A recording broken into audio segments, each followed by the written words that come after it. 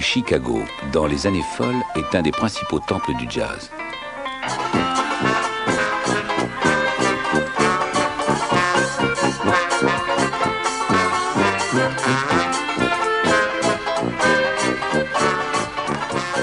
Deuxième ville des États-Unis juste après New York, Chicago est à cette époque, et dans 2 domaines au moins, incontestablement la première.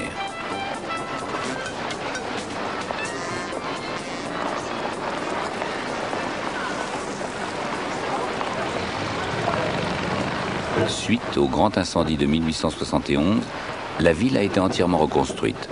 Son architecture moderne est la plus remarquable d'Amérique. Et avec la prohibition d'alcool qui, en 1920, frappe les États-Unis, Chicago devient la plaque tournante d'un nouveau commerce.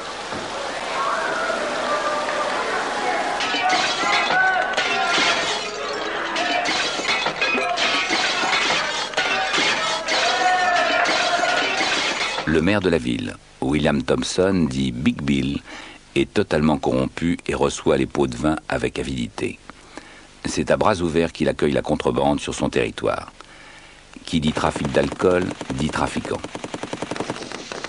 Et qui dit trafiquant, dit gangster. Et qui dit gangster, dit Al Capone. Avec le massacre de la Saint-Valentin en février 1929, il devient le patron incontesté de la pègre de Chicago. Jusqu'à cette date, Chicago est divisé en sphères d'influence.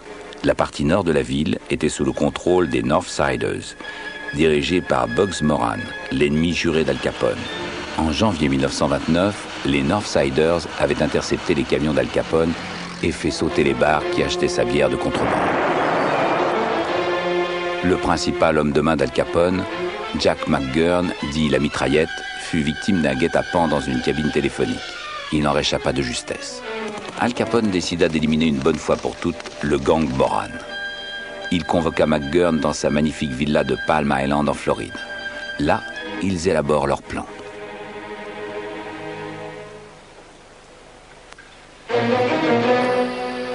Le matin de la Saint-Valentin, le 14 février 1929, Al Capone a rendez-vous avec un éminent homme de loi de Floride.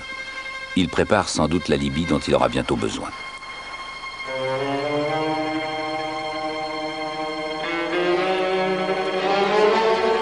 Pendant ce temps-là, en effet, 6 des membres des Northsiders se retrouvent dans un entrepôt de Chicago. Ils y attendent l'arrivée d'un chargement de whisky volé. Leur chef, Moran, est en retard.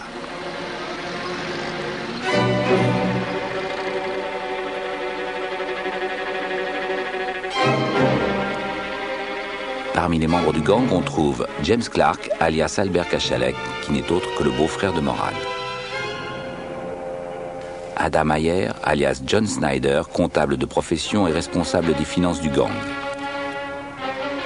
John May, spécialisé dans l'ouverture des coffres-forts, chargé d'entretenir les voitures et les camions. Al Weinshank, qui a la haute main sur les syndicats à la solde de Moran. Frank Gusenberg, un professionnel de la gâchette. C'est lui qui devait descendre McGurn avec son frère Peter. Ce dernier est également présent le jour de la Saint-Valentin. Ce matin-là, une voiture s'arrête devant l'entrepôt. 4 hommes d'Al Capone en sortent. 2 sont en uniforme de police. À la vue des policiers, Moran, qui s'apprêtait à rejoindre l'entrepôt, fait demi-tour.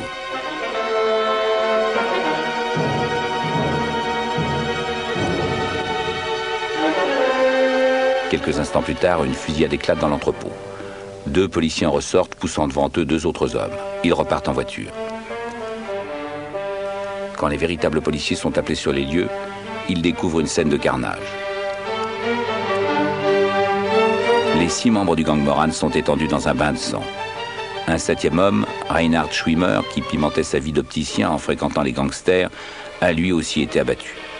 Malgré 14 blessures, Frank Gusenberg est retrouvé vivant. Fidèle au code d'honneur de la pègre, il ne fournit aucun renseignement à la police. Personne ne m'a tiré dessus, dit-il avant de succomber. Tout le monde est convaincu de la responsabilité d'Al Capone. Mais celui-ci s'est construit un alibi irréfutable et 3 de ses complices sont relâchés faute de preuves. Une récompense de $100 000 est alors offerte. Mais aucun témoin ne se fait connaître. Le soir de la Saint-Valentin, Al Capone organise une fête dans sa maison de Floride. Afin de sauvegarder sa position de roi de la pègre de Chicago, Al Capone doit détruire un autre concurrent, l'Union sicilienne. À sa tête, 3 hommes. Joey Giunta, un tueur qui a auparavant travaillé pour Al Capone. John Scalise, qui enduit ses balles d'ail, croyant que si celles-ci ne tuent pas, elles provoqueront la gangrène chez ses victimes les plus coriaces. Et Albert Anselmi, assez imprudent pour déclarer « C'est nous les patrons maintenant ». Al Capone n'apprécie pas du tout. C'est ainsi que moins de 3 mois après le massacre de la Saint-Valentin, il organise un somptueux banquet, soi-disant en l'honneur du trio. Quand au petit matin les 3 Siciliens ont bien bu, Al Capone donne le signal. Ses gardes du corps se jettent sur les 3 hommes et les ligotent. Muni d'une batte de baseball dans chaque main, Al Capone lui-même les frappe jusqu'à ce qu'ils perdent connaissance. Puis, un garde du corps les achève au pistolet. Désormais, Moran n'est plus le seul à vouloir la peau d'Al Capone. Al Capone est né le 17 janvier 1899. Il est le 4e enfant d'une famille italienne qui en compte 9. Ses parents ont quitté Naples en 1893 pour s'installer à Brooklyn.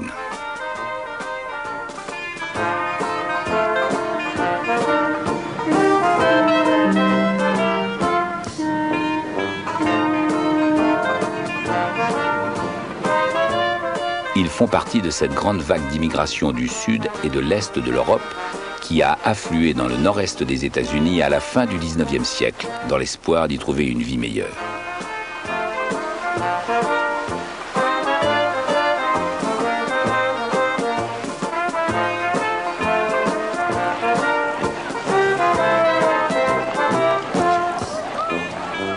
Après avoir brièvement exercé le métier d'épicier, le père d'Al Capone, qui a américanisé son nom, devient coiffeur. Il obtient sa naturalisation en 1906. Comme la plupart des jeunes immigrés italiens, Alphonse est un élève peu assidu. Il quitte l'école à l'âge de 13 ans, après avoir frappé un enseignant qui le réprimandait. Son seul ami est un Sicilien, Salvatore Lucania, qui se fera bientôt connaître sous le nom de Lucky Luciano. Al Capone est encore gamin quand il devient le garçon de course du gang de Johnny Torrio. À 16 ans à peine, il intègre le redoutable gang des 5 points, dont Torrio a fait autrefois partie. Remarqué pour ses talents de bagarreur, Al Capone est engagé comme videur dans le bar de Frankie Yell, un autre ancien membre du gang. Dans ce bar, un soir, Al Capone fait une remarque grossière à une cliente. Aussitôt, le frère de la jeune femme lui lacère le visage au couteau. Al Capone en garde 3 cicatrices qui lui valent son surnom. Scarface, le balafré. Al Capone est fréquemment impliqué dans de violents affrontements. En 1919, il quitte New York pour rejoindre Johnny Torrio à Chicago.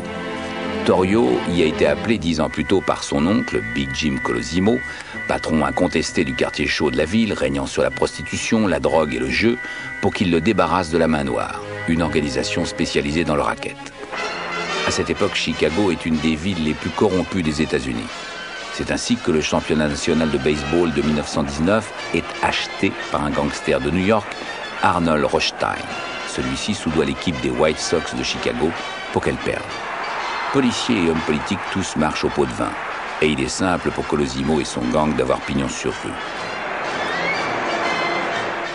En avril 1920, Colosimo épouse Dell Winter, une jeune chanteuse d'opéra dont il est très épris. Beaucoup craignent qu'il ne soit bientôt plus apte à mener un gang.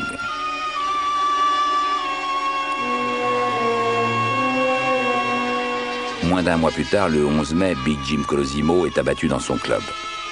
Bien que la responsabilité de Johnny Torrio soit très probable, celle-ci n'a jamais été prouvée. Torrio va pouvoir reprendre les rênes de l'empire de son oncle et organiser la contrebande d'alcool dans la ville.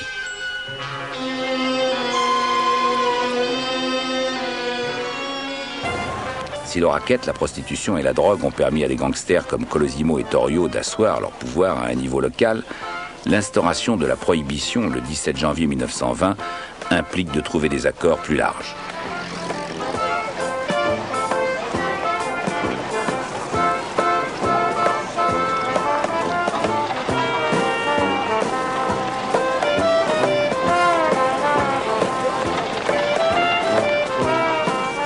Chicago est parfaitement situé pour profiter de la prohibition. De l'autre côté de la frontière se trouve le Canada, avec ses brasseries et ses entrepreneurs.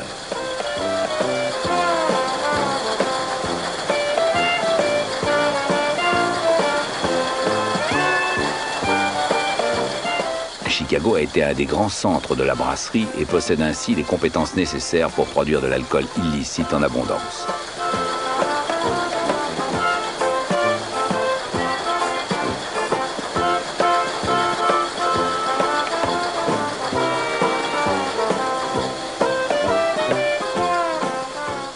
Mais Chicago n'est pas la seule ville à faire de la contrebande d'alcool. Tout le littoral de l'Est des États-Unis en fait une de ses principales activités. Des navires en provenance des Caraïbes, une des principales sources d'approvisionnement de l'alcool clandestin, peuvent demeurer en dehors des eaux territoriales, tandis que de petits bateaux transportent l'alcool vers les plages désertes des côtes américaines. La population noire est mise à contribution pour décharger et ranger un nombre impressionnant de caisses remplies de bouteilles.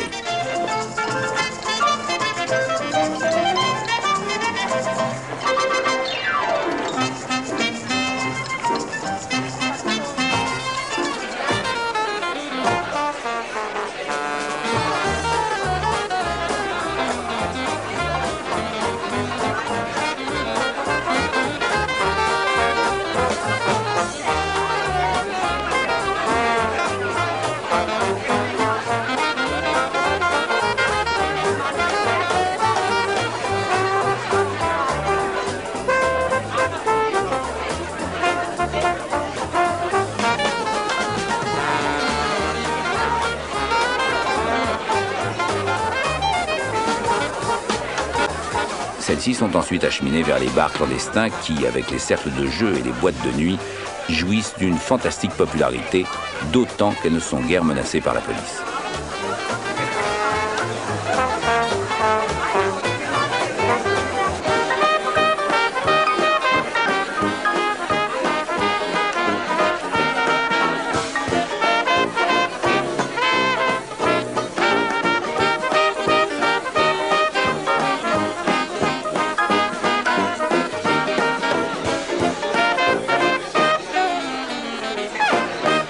Tout d'abord chauffeur, barman et garde du corps personnel de Torrio, Al Capone devient bientôt son bras droit. Il l'aide à réaliser l'implantation d'établissements de prostitution et de jeux dans les banlieues. Impliqué dans le meurtre du gangster Joe Howard, Al Capone se présente à la police comme un simple brocanteur. En réalité, avec ses compatriotes immigrés de Naples, il se bat déjà contre les Northsiders, menés alors par l'Irlandais Dion O'Banion, et contre les Siciliens des célèbres frères Jenna. Le maire Thompson et la police étant à leur solde, les gangs trafiquent en toute impunité. Leurs règlements de compte font les gros titres des journaux du monde entier.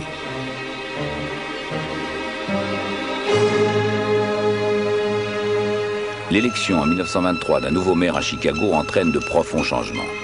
Torrio et sa bande quittent la ville pour Cicero. Cette fois, ils ne se laisseront pas déposséder par la municipalité. Lors des élections, les gangsters se rendent dans les bureaux de vote et menacent les électeurs à l'aide d'armes à feu. Ils font 4 morts. Au cours d'une descente de police, Frank, le frère d'Al Capone, est tué. Al Capone, lui, parvient à s'échapper.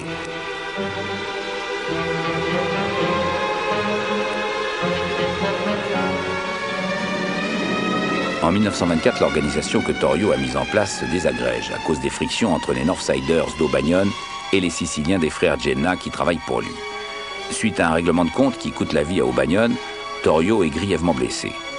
Torrio décide de prendre sa retraite. Il passe la main à Al Capone, qui n'a alors que 26 ans. C'est ensuite au tour de 3 des frères Jenna d'être éliminés. Certains voient dans cet assassinat la griffe d'Al Capone.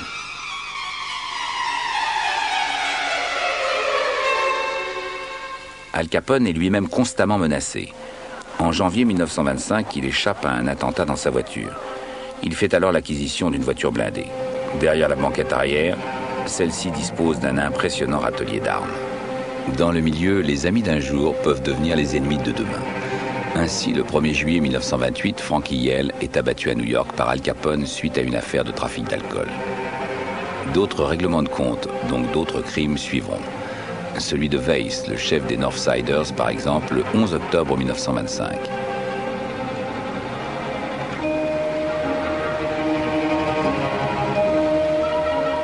L'emprise d'Al Capone sur Chicago se confirme l'année suivante. Il organise une réunion de gangsters à Atlantic City sous le haut patronage de Johnny Torrio. Les plus grands caïds remisent leurs armes pour échafauder des projets d'avenir. La création d'un groupement national du crime organisé.